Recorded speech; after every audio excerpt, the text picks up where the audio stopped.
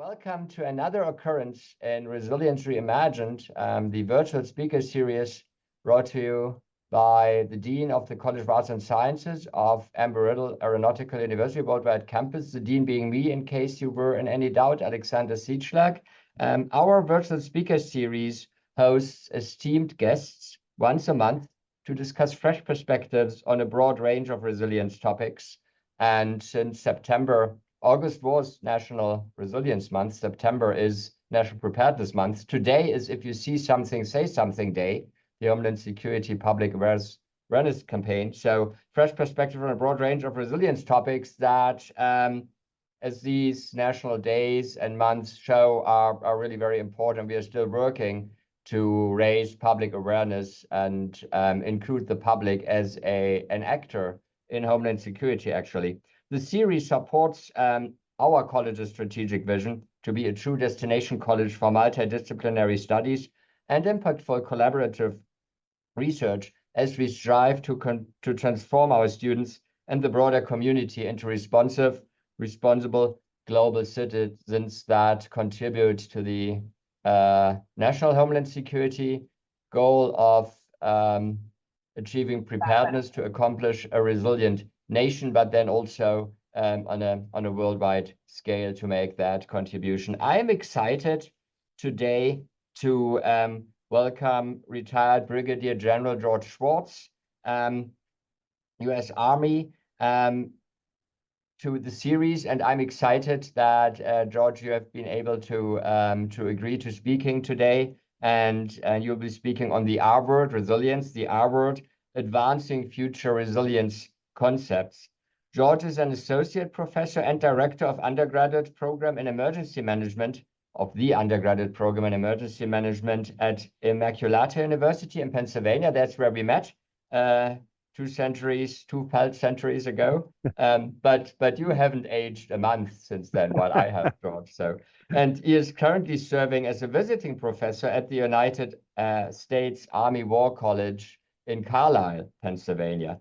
George has a broad professional background, including service, and I want to point that out because we met there as well at the Pennsylvania National Guards Association, leadership there, and but a broad professional background that includes active and reserve service in the U.S. Army, in human resource management with Fortune 500 companies, and in higher education. He has instructed courses in emergency management and leadership, and has written and presented on such subjects as crisis leadership, cybersecurity, and training management. Quick commercial break. He is also a co-author in our book, Homeland Security Cultures, Roman and Littlefield International, very important, on military cultures within national security, but also as relates to defense support of civil authorities, very important in Homeland Security. Before retiring as a Brigadier General in the Army National Guard, George served in a number of senior leadership positions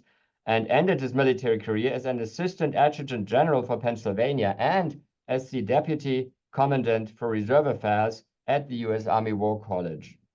During his military career, he commanded troops and directed operations in Europe, Kosovo, and Afghanistan, and managed National Guard emergency response efforts during several natural disasters in the Commonwealth of Pennsylvania. I am glad to still have a friend, at least one in Pennsylvania, which is you, George. So with that, please take it away. And as always, you are encouraged, thanks all for participating. You're encouraged to briefly introduce yourself in the chat, who you are, where you're from. And if you have questions as George proceeds, feel free to already leave them on the chat. If not, there will be a dedicated block of time at the end of the presentation where you can also leave your questions in the chat then, or take the mic and ask them live online. So with that, finally, George, please take it away. It's all yours. And thank you so much. Thank you, Alexander. It's a real pleasure for me to be able to participate in your Dean series. And in any time Alexander contacts me with a question or a request, I always say yes. He's just a great colleague. And I'm really happy for you. You know, you were acting dean at the School for Public Affairs at Penn State in Harrisburg, and now you have your your own deanship, and I think your Embry-Riddle is very fortunate to have you, in this leadership role. So that introduction, I think, pretty much covered everything. I will share that I live in Lancaster County, and which is the part of Pennsylvania where you have the horse and buggies drive by, and the Amish are farmers all around the area, and it's a very bucolic setting. But today it's raining. It's probably a lot cooler than it is in Florida. I didn't check the weather before I got started, but I know that all of you are under a storm watch too. So I hope things go well for those of you that live in Florida. So to get started, as Alexander pointed out, I'm kind of in two roles right now. I'm still an associate professor at Immaculata University, where I am today, my office, and then I am also a visiting professor with one of our mutual colleagues, Alexander, Professor Bert Tussing at the Army War College, who's done a lot of work over the years in Homeland Defense. And that is the work that I'm doing right now, which may be like an interesting topic for a future presentation. But, as I said, I was very pleased when Alexander contacted me. And, part of the reason was that somebody had read my article called The R Word, which was published in Dom Prep Journal, Domestic Preparedness. It's a great little journal, and it kind of scratched an itch for me. And I'll begin, I think, where I had ended off in my article, and it has to do with the power of words. So Lucy Swedberg from the Harvard Business Review wrote this article last year, and she talked about that, there are certain words that are more impactful than others, that words have power. And for me, I was motivated to bring up this topic because of the way that we use the word resilience in Homeland Security and emergency management, that it's used very frequently, but not defined. And I think many of you who work in the field will recognize that the definition is kind of loose. Resilience when you see it, but you can't really give a very good description of it. So there were a couple of things that kind of came together for me last year as I started this article that got published in April of this year. And the other thing was that FEMA had announced that 2024 was going to be the year of resilience. And before they even got started, they came up with this vision, and they're sharing this vision with the nation. And as you can see, it includes a resilient people, society, economy, built environment, and natural environment. And I was pleased that it starts with people, because I think, and I hope this comes across in my presentation, that really, as we look at mitigation projects, as we look at building codes, for me, resilience really starts with people. And so when I started working on this article, I'd written for domestic preparedness before, and I went back through the all of the edition, 12 issues from 2023, and I found, I did a search using resilience, resilient, resiliency, and in 12 issues, the word resilience and variations of it had been used 150 times. And, this is just this small journal. And you can see that covers everything from personal resilience to, community resilience. Homeland defense is even, having a resilient public, as you can see in that last quote, is a vital component of a strong homeland defense. So the definition, the way that the word is used is very broad, but as I kind of dug into the subject, I realized that FEMA has been really, categorizing it very narratively, and I'll get into that. But right now, I would like to ask you, if this isn't too onerous, like, how do you define resiliency? Maybe you can put it in the chat, or you can unmute and just share. How do you define resiliency? Just like teaching undergrads. I'm going to wait until somebody speaks. The ability to bounce back after experiencing significant stress or shock. Sarah, yep, thank you. Janice, ability to make a timely recovery. Good. Anybody else? The ability to recover from difficult situations. Thanks, Shelley. Ability of a person, system, or organization to effectively recover, adapt, and thrive in the face of challenges, adversity, or stress. Very good. Is it Shihan? Yeah. So, these are all right in my opinion, and it gets back to what I was talking about, that you kind of know it when you see it. And at the heart of resiliency, you have something, a person, a system, an organization, an environment that experiences some level of stress or shock, and then is able to recover from that, and hopefully will be in a better position than it was before. I think when you look at a lot of definitions of personal resiliency, they talk about people being able to not get crushed by the circumstances, but actually grow stronger. So I went back, we have all this doctrine that the nation has put out, and I started with the National Preparedness Goal. And if you're not familiar with it, you can see it's just this one sentence: a secure and resilient nation with the capabilities required, to respond to, recover from the threats and hazards that pose the greatest risk.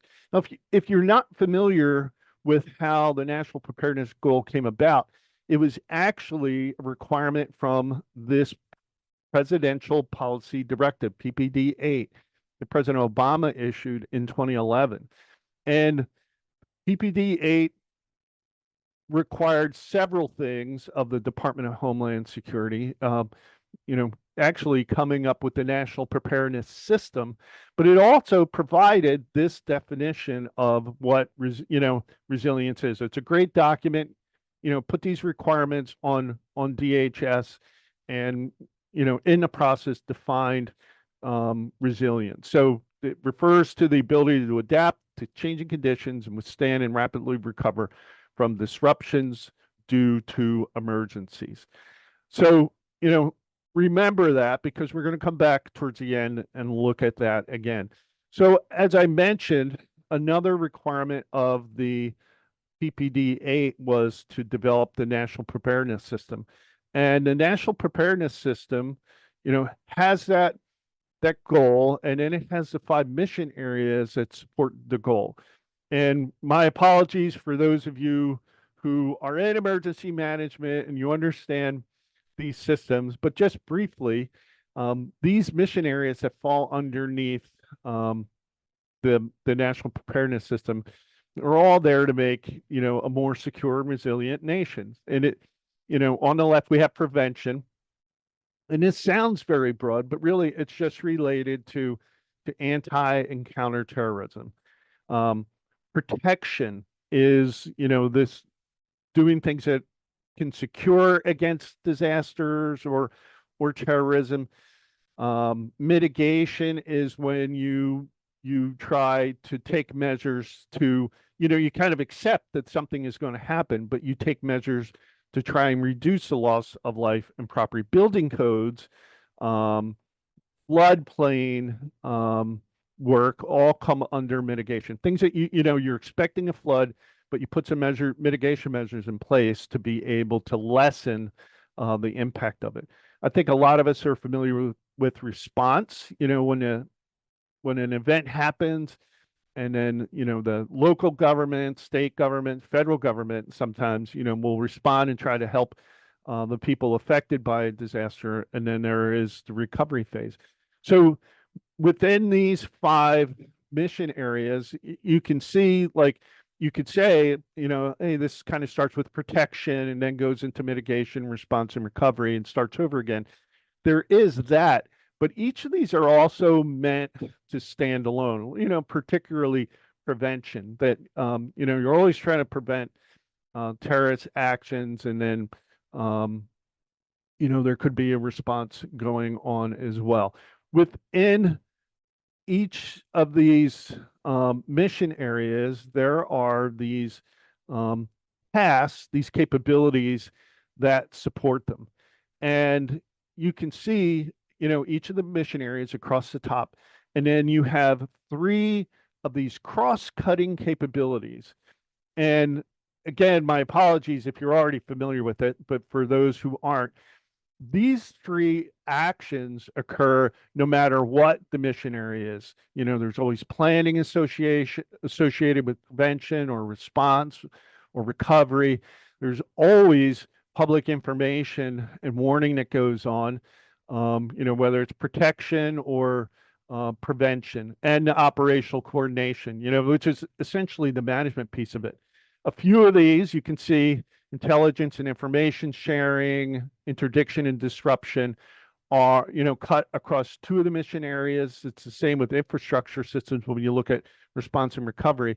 And then there are those that are solely fall under one mission area, like forensics and attribution is related to counterterrorism, so it just falls under prevention. And that's, this is, for me, where the biggest issue is in how we use the word resilience, because you can see resilience is just something, according to this doctrine, is just something that falls under mitigation. And while the word is used broadly, in practice, it is related to, funding primarily, getting the funds to build those projects to make our, our community safer, for example. But the reality is that we are always talking about resilience. In the beginning, I showed you the definition and talked about like homeland defense or counterterrorism. So it's used in these different mission areas, but it is still pigeonholed within the mitigation mission area. So drilling down further, you get into, what is community resilience then? And this is the definition of it. And, underneath you have these 2 sub capabilities, to try and maximize the coverage of the U.S. population by having, local risk-informed mitigation plans. And I think, that's great. And it brings in, the whole community by working the partnerships. And then, in the second, sub capability, we're looking at empowering individuals and communities to make informed decisions, to facilitate actions necessary. So this, when you read that one in particular, this could be about like households. What are you doing at a household basis to make your family more resilient? So looking at this definition, I consider it to be very broad, that this could, when we get down to this level, I can see where we could use this resilience terminology across any of the different mission areas. I do think, that it's lacking something else. And in my article, I talked about, I went back to that vision, which had already been published, and said that, we would support this vision by reinforcing our will, our determination to address threats, prepare people for challenges, and, in collaboration, to be able to adapt and recover stronger than before when we face future adversity. Now, that's probably a little bit of my military background coming out, but I recognize the value of morale and determination. And, it's given in the military that we're trying to, we're always trying to get the mission done. And so there's a lot of work that goes in, like prior to combat, this to make people believe that they can be, victorious on the battlefield. And in my experience, and perhaps you share this too, once the event occurs, there, depending on the community, there is a lot of, emphasis put on showing the determination to prevail through these different, circumstances. And these are just some examples of where, community or territory or state has been hit by, tragedy, and then they, this brings the community together and helps make them, stronger. And I applaud this. I think this is great. But I also think that we shouldn't have to wait for the tragedy to occur before we start, trying to help our communities, realize that we can face hard things. We can face adversity, and even before it occurs. So in the article, I make the recommendation that we enhance that definition and we start using community resilience as the fourth cross-cutting capability. And I think, part of my recommendation is that now is the time. So if you've been following this effort with, FEMA's effort for the Year of Resiliency, they just recently released, and the timing, is perfect, Alexander, to be able, to speak to all of you about this today, because, the guidance just came out like last month. It's, I have the document, I've read the document, and I think it's great, but I still think that it's lacking, some of those things that I was talking about. This is the new definition of resilience, and I highlighted, some of the things that they added to that original definition that's in the, national preparedness goal and came from PPD 8. And I think they're very good enhancements. And if you want to learn more about this effort by FEMA to roll out this national resilience guidance, I attended the first webinar just yesterday, so some of this information comes straight from that presentation. But they have a whole series of webinars going on. The next one is tomorrow, 3:00 p.m. Eastern. In every one of these webinars are going over the same information. They're introducing the NRG, the National Resilience Guidance. And I encourage you to participate, to sit in and learn some more about, this new guidance. 44-page document. It looks at a variety of different things, takes a systems approach and looks at several different, the interconnectedness between like 6 different systems. I want to, kind of like raise the alarm regarding resilience and preparedness, or, stress the importance of it, because one of the documents that this is very geeky, but I look forward to every year, is the National Household Survey, and it looks at like household preparedness from the nation. And this is, the latest document, and this shows, for me, this is an important factor of resilience. Being prepared, helps people get into that state of mind that, I can be resilient.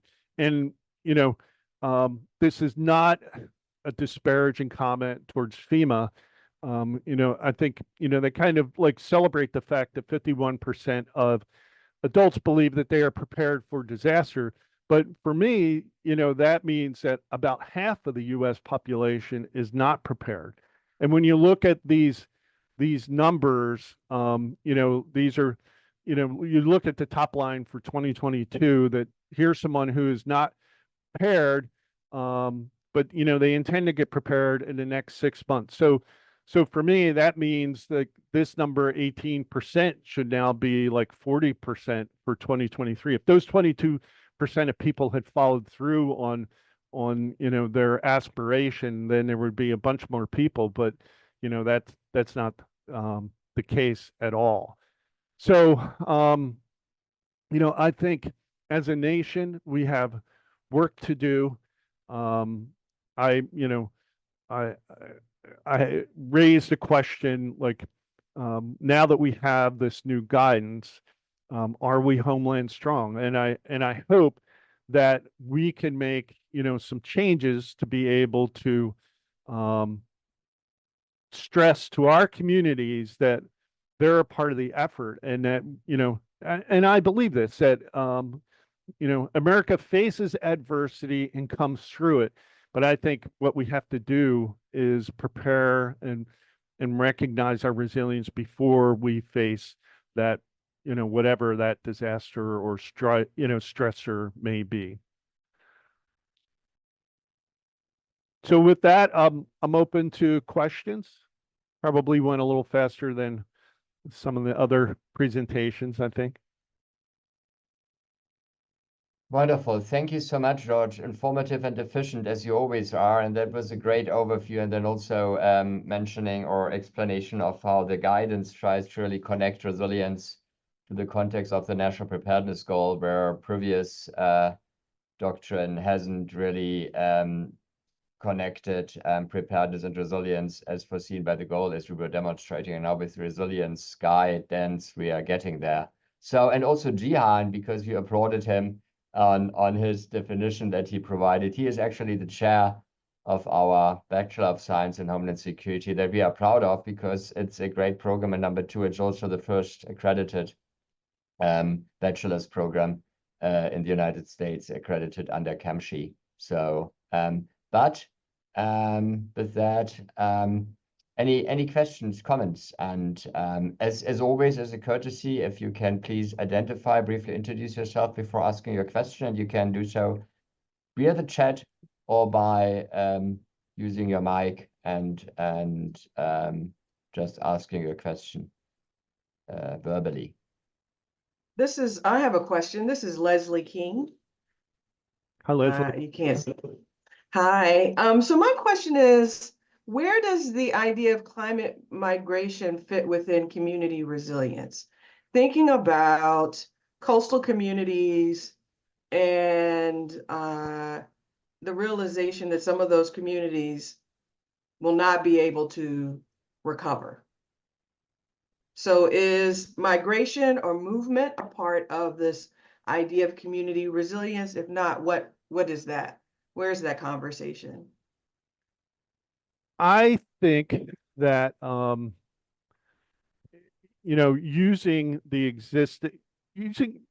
considering the way that FEMA uses the definition of mitigation now, that they have been making efforts to try to recover property, coastal properties that have been affected by storms and are constantly being rebuilt. There was some of this effort made after Sandy, the recognition that some of these people are repeat customers with FEMA because of storms damaging their homes on the shore, and then they rebuild, and then their new home gets destroyed. So I'm not sure about the migration part of that, but I would say that in order to make, like, there are those different dimensions, the built environment and the natural environment. In order to make natural and built environments, I think, more resilient, FEMA has made efforts to recover property that is, in these storm zones, with the recognition that with climate change that we're going to see some sea level rise. We're going to see storms that are more energized by warm seawaters that are storms are happening more frequently, and they're more damaging than they were just 20 years ago. So where, those people who are getting bought out go, I couldn't speak to it. Sorry. Does that answer your question though, Leslie? Sort of. I mean, I guess part of the community resilience, to me, in my mind, the assumption is you're bringing them back to a particular place or helping them recover to, but as we know, not all communities have the same resources, in terms of the structural realities, there's some inequity there. And so I'm just curious about what does community resilience look like when the reality is, and we know this, right? I'm not seeing a lot of conversation, and maybe it is, that these communities, resilience is not going to happen where they are, right? And so I was just curious about that. But yeah, I think you kind of answered part of it. I'll leave it alone for now. But I'll add, recently I was reading about some cases in California where there were households affected by wildfires, and these wildfires have been so destructive that the only thing they're left with is their foundations, and they can't even use the foundations because of what they call spalling, where the fire is so hot it draws the moisture out of the cured concrete. So they actually have to dig up the concrete, in order to rebuild. They have to like put in a new foundation. But so people are faced with some tough choices. And, do they wait like a couple of years before they can get a builder who's available to rebuild? Or do they take, recovery funds and move somewhere else and start a new life in a new community? And the challenges include, like, they could get the full value of their home if they rebuild, but they only get partial value if they move. So, for me, like, taking resilience down to the individual level, it's, the impacts, the psychological impacts that we see after disaster, are partly a result of how we, not just the trauma that the people went through, but, how they were able to recover from the event afterwards. And if that recovery doesn't go well, that, in my opinion, that adds to their trauma. And so are they able to move, into a resilient state, or are they affected by, post-traumatic stress as a result? So, it's a really good question. But I see one from Shelley. Communications are so important for community members, law enforcement. Do you see any progress in law enforcement communications across departments? I don't really operate in the law enforcement arena, so I think one of the things from a systemic standpoint that makes our communities more resilient are these fusion centers that are, regional fusion centers that are associated with the counterterrorism task force.